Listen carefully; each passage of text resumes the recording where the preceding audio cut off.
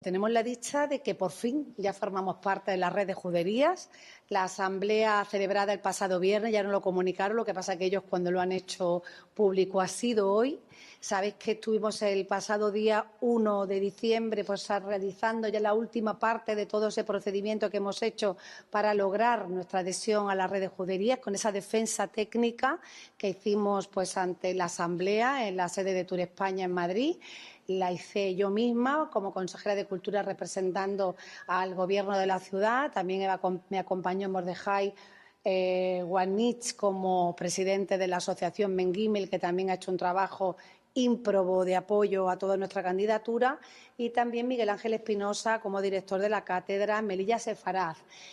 Claro, pusimos todo nuestro empeño en poder demostrar o en poder evidenciar que Melilla no tenía, como en otros territorios que tienen un patrimonio, digamos, medieval de la presencia de los judíos, pero lo que sí dijimos es que nosotros tenemos una judería viva y que además de que tenemos la judería viva, tenemos todos los atributos patrimoniales, históricos y reales de que Melilla se convirtió en el camino de vuelta a Sefaraz. Una vez que ya los judíos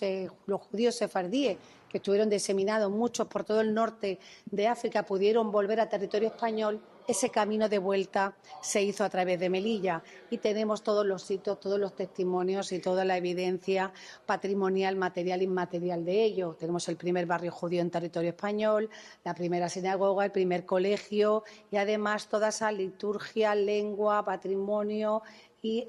judería viva, como decimos, que tenemos en nuestra ciudad. Estamos muy agradecidos porque ha habido también un trabajo de mucho apoyo desde la propia red de juderías Caminos de Sefarad. Quiero agradecer a su directiva, a las personas que han defendido y han apoyado positivamente que nuestra ciudad pudiera incorporarse, y ahora se abre un camino para, dentro de esa red de juderías,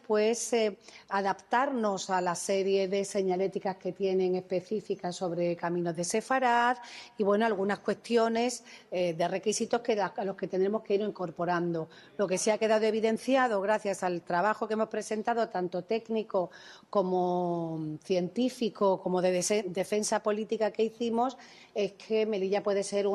y va a ser una gran candidata a formar parte ya de hecho de la red de juderías.